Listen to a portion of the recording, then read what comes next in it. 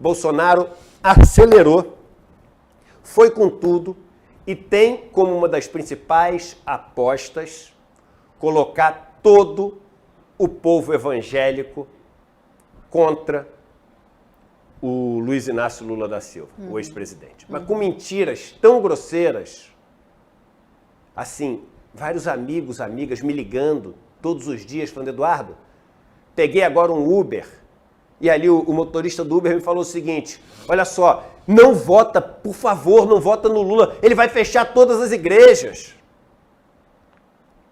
Olha só, a gente recebeu aqui de uma pessoa que é uma fiel da Igreja Universal, nos trouxe. Agora, há poucas semanas, esse jornal, olha na tela, para vocês verem primeiro, isso aqui é o jornal que ela deixou aqui no ICL pra gente. Eduardo, leia, escreveu à mão, e ver as notícias falsas da igreja evangélica.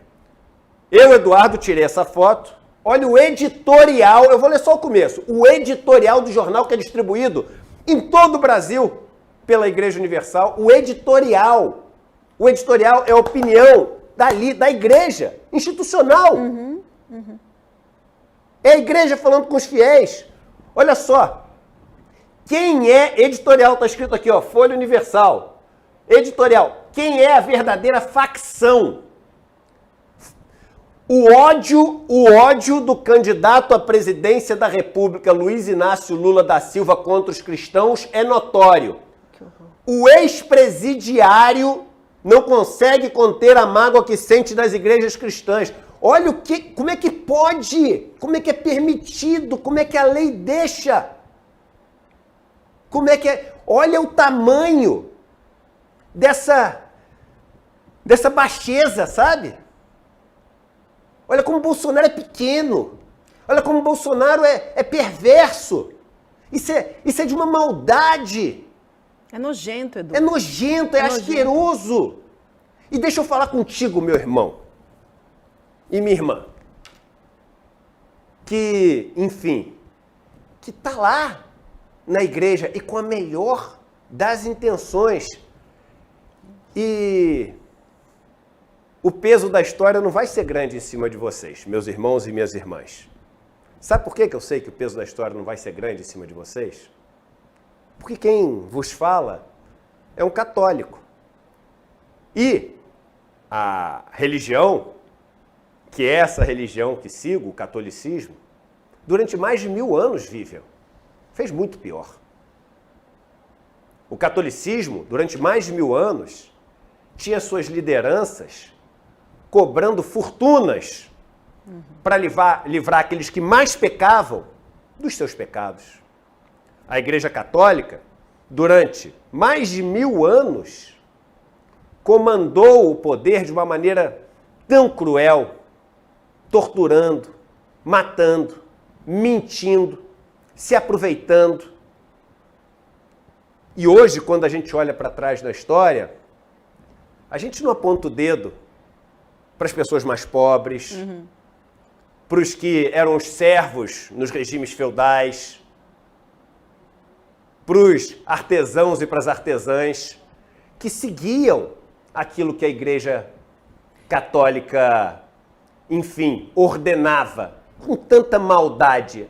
A gente aponta os dedos para os papas, para os bispos, para os padres que cometiam essa maldade. E, ao mesmo tempo, reconhece aqueles que resistiram e contra tudo e contra todos. E hoje, chamados de santos e santas,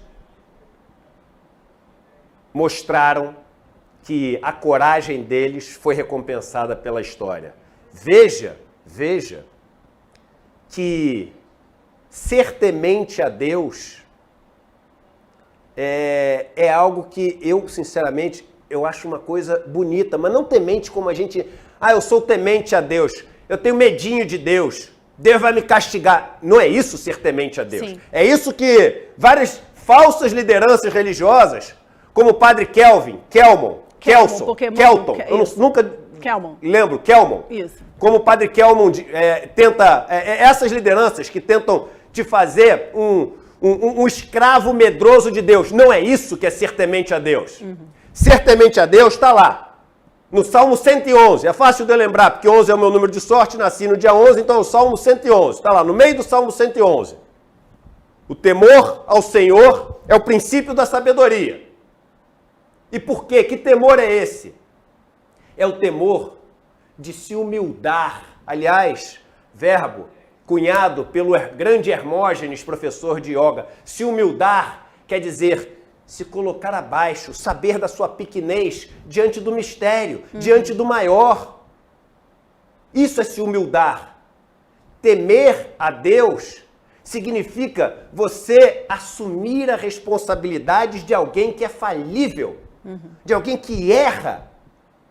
Veja que a oração mais rezada, né, pelos cristãos no mundo, o Pai Nosso, ele fala, perdoai os nossos pecados. Perdoai os nossos pecados quer dizer, as palavras não sabem o que quer dizer a palavra perdoai. Perdão vem do latim perdoare, para, doare, dar, é para dar. Em inglês é mais fácil de perceber, forgive. Forgive quer dizer para dar. Perdoai os nossos pecados quer dizer o seguinte, meu Pai do céu, minha Mãe do céu, me dê os meus erros, perdoa os nossos pecados, me dê os meus erros e deixe que eu assuma a responsabilidade dos meus erros.